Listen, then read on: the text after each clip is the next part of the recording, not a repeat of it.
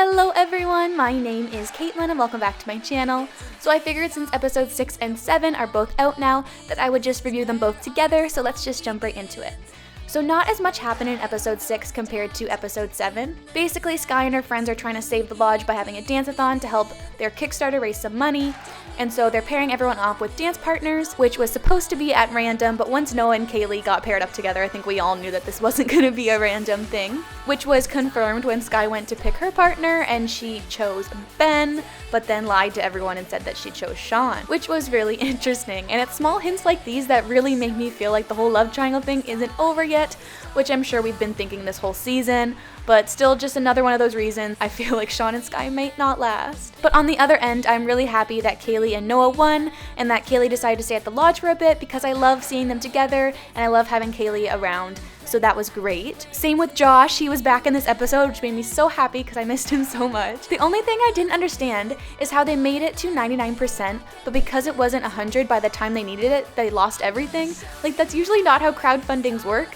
Like, where does the money that they raise go now? Like, can't they just come up with the 1% now on their own? Like, these kids all work at the lodge, I'm assuming they're making money doing that. It just didn't make any sense to me. Like, they raised 99%, so what happened to all that money? Did it just disappear, or does it just get sent back to people that donated? That doesn't make any sense. Like, it bugged me. Anyways, let's move on. So we finally find out what's up with Alex. So apparently the treasure map was her grandfather's, and so she's been looking for it because he's dead now, according to her.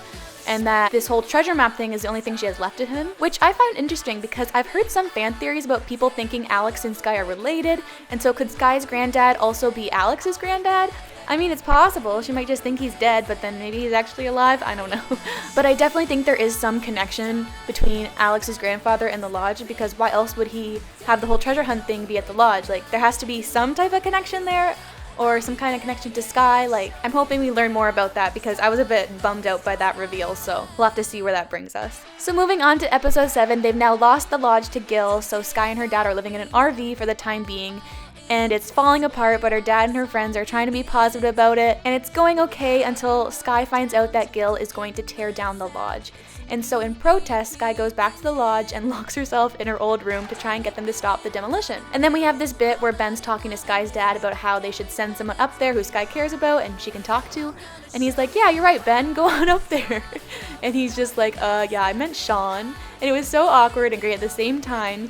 Anyways, we end up having all of the gang going to the room in protest, and Sean has to make the decision on going with what his dad wants him to do or going with Sky and his friends. And obviously, he chose his friends because he is a good guy, but that all does not last long because Gil just goes on up there and breaks down the door and then forces them all out of the lodge. And so we end the episode off with a bulldozer about to take down the lodge. And I know this is supposed to be a super sad part, but seeing Sky in Sean's arms was just really sweet. And I just couldn't take it seriously. Like, the show is called The Lodge. Like, they're not going to get rid of the lodge. Something has to happen. There has to be some sort of catch. But I guess we'll have to wait until the hiatus is over to find out.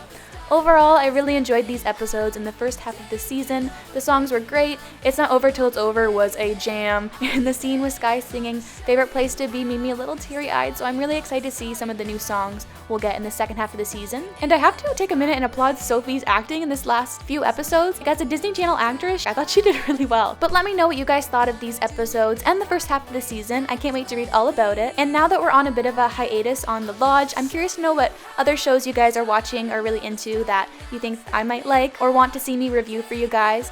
I've got A Star vs. the Forces of Evil coming up next. I don't know if you guys are into that, but it's one of my favorite shows, so I'm really excited to talk about it. And of course, once Descendants 2 comes out on Friday, we'll be talking about that as well, and Raven's Home. Anyways, guys, my name is Caitlin. I post videos every Friday. You can follow me everywhere at Kate Loves Disney. But that is all I have to say for today. I hope you all have a wonderful day, and I will talk to you very, very soon.